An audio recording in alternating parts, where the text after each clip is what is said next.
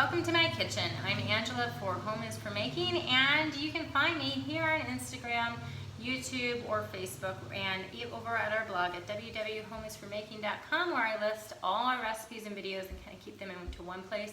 I am catching up on them as winter months are coming. But it's been fall, and it's the time of year where a lot of us are putting down fruits, vegetables for the coming winter months. I know I've been busy doing that the last little bit, and I am finally getting around to canning up some peaches. I'm going to walk you through the steps I use for canning peaches. A lot of people may call me a lazy canner. I prefer to say super simple, efficient canner. There are some steps I just don't find necessary, so I skip them. So I'm going to show you my method of canning peaches. It is so easy, guys. Anybody can do it, even if you're a beginner. I'm going to walk you through what you need for the process. And this recipe is sugar-free. I follow a ketogenic diet, so I try to do sugar-free whenever possible, and I came along a lovely lady who uses stevia liquid drops, and so that's what I'm doing for this recipe today. You are gonna need a bunch of peaches. Nope, I didn't measure them. I think we bought baskets about this size, probably about 10 of them. It depends on how many you wanna make. It's super easy to make this fit your recipe because it's that easy of a recipe, not hard. So to get started, you're going to take your peaches and you're going to want to wash them well. I was not able to find organic Freestone peaches, so I just went with what I could find. So washing is a key part. I like to use my Thieves Cleaner, give them a nice bath in that to remove any of the yuck from the skins before I get started. The skins are not involved in this recipe, so it doesn't matter a ton, but since it's going to be going into parts of this process, I like to make sure they're getting clean. You're going to want to let them drain and dry and then move along to the next steps. You are also going to need a pot of boiling hot water, and I will tell you why as we get to there. I also like to have a kettle full of hot water boiling as we get to that process. You're going to need a canner, or what I use is a big pot, and that will fit several jars in for the process part. And I put a towel on the bottom so that we don't have any cracks or breaks. That's no fun. You're going to want to grab some canning jars. You're going to want to make sure you sterilize them in the tops prior to starting. Grab extra, because I always find that I need more than what I thought because I don't measure a lot of things out. And then you have them on hand. I stick them in the dishwasher and I put them through the sanitized cycle and leave it at that. If you can grab them hot out of there, even better, but that's not what I'm doing today. If this was a hot process one, I would make sure that they're sitting in my sink in hot boiling water, but you don't need to do that for today. Just make sure they're sterilized, washed nice and clean, along with the lids and the tops. You're gonna want a bowl with ice in it, and we're gonna fill that up with icy water when we get to that spot. I like to grab a little bowl where I put the lids of my jars in. I love this little magnetic grabber. This all came in a box with the top, or the filler, and also this handy little tool to grab out your hot jars or even put the cold ones into the boiling water. You can look for that box in home hardware stores where my husband works, or just look for it in a home goods store that's local to you. So get your lids in the bowl, so that's ready. You're also gonna want a slotted spoon, and I use a butter knife, and I will explain what you need those two as we get to that process. You're gonna also want yourself a nice sharp paring knife, because we're gonna cut these peaches in half. If you want to make sliced peaches, you could certainly do that with the same recipe. It will just take more time. My family likes a nice halves, so that's what I am going to do. So let's get started. Wash up those peaches. I wrapped up my peaches because when I bought them, they're definitely not ripe, and I knew I wasn't going to want to get my canning done all in the relatively same time period. So I wrapped them in newspaper, let them sit for a few days, and now they're nice and soft to the touch, and we've tried a few. They're nice and juicy and ready to be used. Have Thieves household cleaner come into the process. I filled my sink up with cold water, and see now the yuck already even in there. You want to make sure they're nice and clean, and I simply add a capful, and I'm going to let that sit for another little bit while it gets them nice and clean. Around 15 minutes top, probably 10 minutes is more than likely all I'm going to wait. And then just simply rinse them off and strain them, and they'll be ready for the next step. Okay, so the next step after you've washed your peaches is you're going to want to have your peaches and remove the pit. If you have Freestone peaches, it's really easy to do. If you don't, not so easy. Don't throw this pit out. You're going to want to drop it in your jar. I don't know why. It's what my mother did, so that's what I'm going to do. If you have any bad spots on your peaches, this is the time you want to remove them gently and toss them to your chickens if you have chickens. If not, make sure you compost them. So just keep going just like that. This is super easy. Like I said, if you have freestone, if not, a little bit trickier step. But you can do it. I have faith in you. You got this, okay? So I'll keep going through these peaches and get mine all ready. You're gonna wanna start preparing your hot pot of boiling water, and then you wanna gather a bowl with ice and cold water that you can put your peaches in directly after. And grab yourself a slotted spoon. So we've got our peaches all halved, the pits removed, a couple of the pits saved for our jars.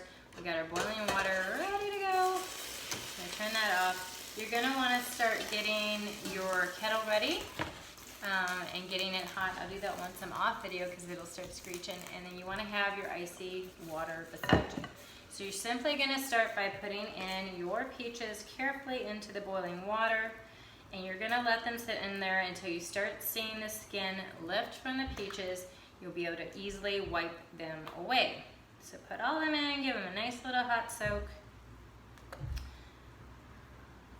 Careful so you don't splash yourself or burn your fingers. Oh, they smell so good. I'm so happy these ended up being the Freestone peaches because I forgot to ask this year. I was super bummed because I thought, oh, the extra work I was gonna have, but not so woohoo for me. So you wanna just leave them in there for a little bit until those skins start lifting, and then we're gonna pop them into our icy water to help with the next process of removing the skin.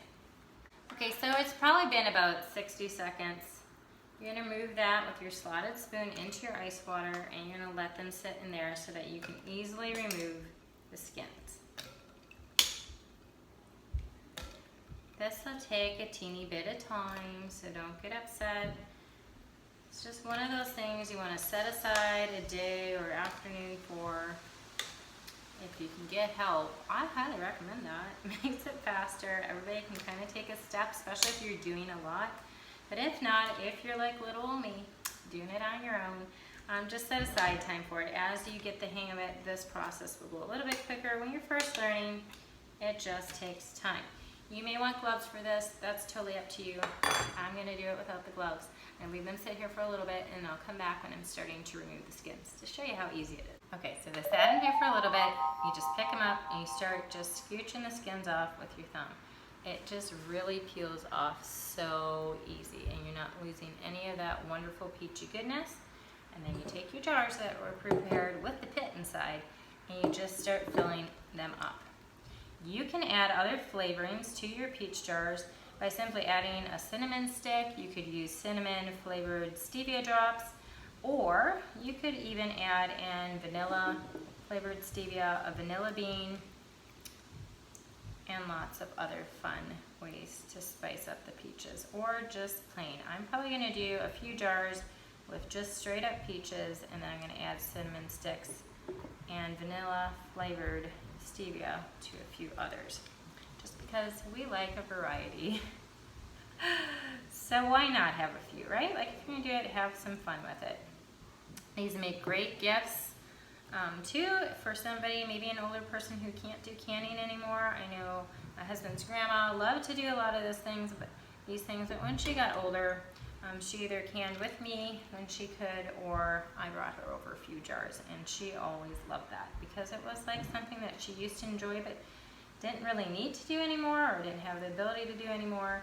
And it's just one of those things that people really enjoy, that when you're doing it, it's kind of nice to be able to give some of that away too. And they ooh and ah over all your hard work, which is really great too. Okay, so I'm gonna go ahead and finish doing all of this step, and I'll come back on here when it's time to add the syrup to this jar, in this case some water and stevia drops, and we'll go from there. Okay, so now we have our peaches washed, sliced, peeled, and put into our jars. My front row is just plain up peaches with the pits, and the back one is going to be peaches, or is peaches with cinnamon sticks, and I'm gonna use my vanilla stevia drops for those ones. So you wanna grab your bowl with your lids and your little magnetic grabber. What you're gonna do is you are going to start by pouring water over the tops of your jars. This is just plain old distilled water. You don't want the chlorine in it. And you don't want to get all the way up to the top of your jar. You want to leave some headspace right about here on your jars. Very important. So continue filling those.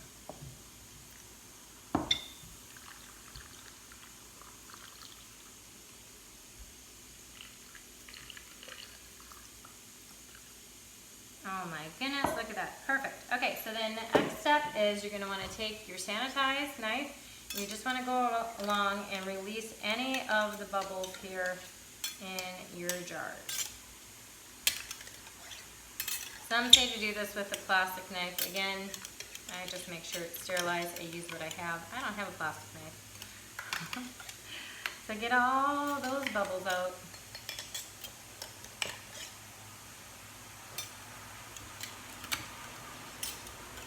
Okay, I'm gonna add a little bit more water to the top of that one and this one, I think.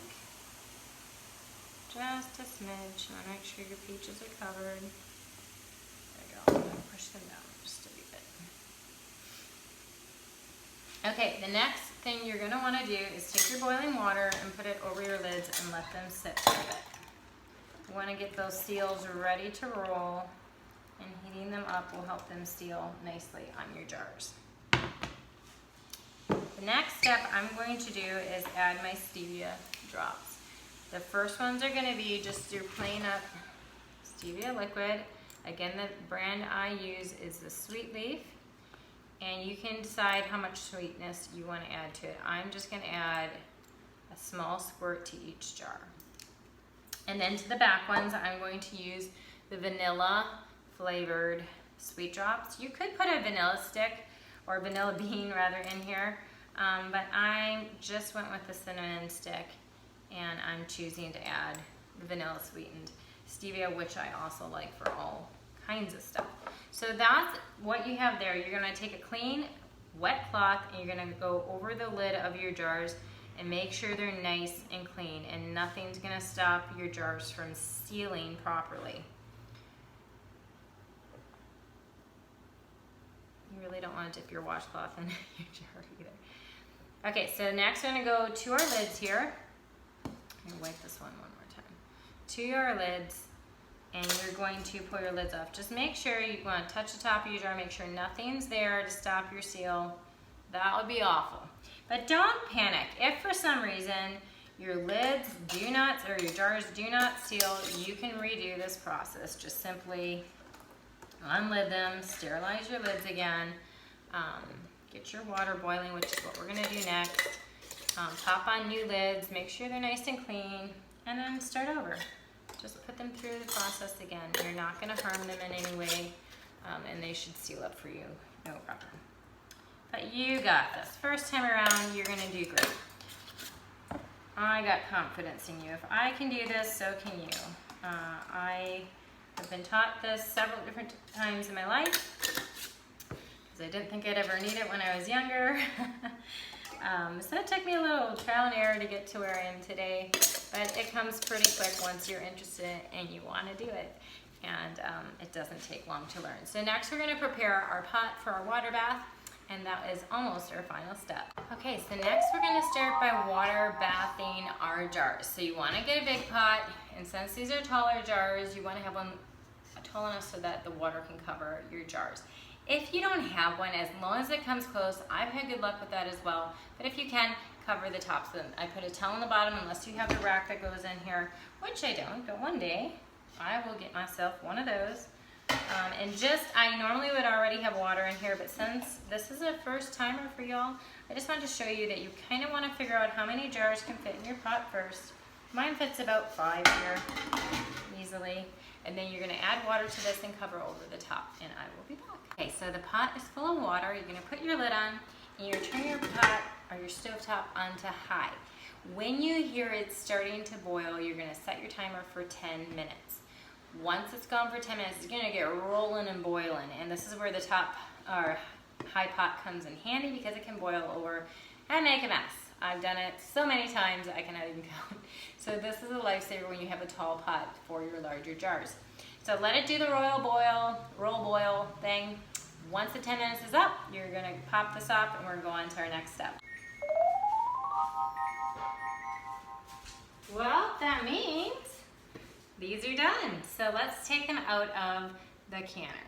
So lift the lid out, be careful, it's gonna be very hot. You're gonna wanna get yourself one of these tools, I highly recommend it, and the red side on mine is what grabs your jars around the neck.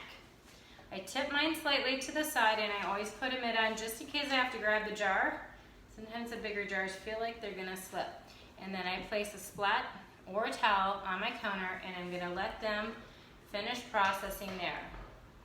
You wanna make sure that your jars are absolutely sealed, and this is gonna kind of go to an indent. It won't be like spongy on top. You're gonna hear them start to pop and crack. You'll know they process, but you wanna always check them after. Don't those look beautiful? And then I usually leave them sit till the next day before I wipe them down, tighten the jar lids. Some people say you can without, or store them without the jar lids. I prefer to leave my rings on, not the lids, but the rings. So after they've completely processed, they've popped, and I know they're sealed, I will wipe them down, I will label them, usually put the date on them as well, so I remember when they were made.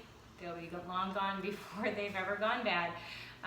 But let's say you don't have a big family, you only eat them once in a while, the date's a good thing to have. Now I'm going to finish canning the rest of these. I hope this was helpful, guys. If you like this video, please hit the like button, hit subscribe, follow along on Instagram and Facebook, and head on over to our blog for all the other things I love to share. I am going to be updating it over the winter time, so a lot of things that I've shared on Instagram over the summer, I'm going to be putting the recipes and pictures and all the info over on the blog. Thanks again for watching. Guys, have a great day and enjoy canning.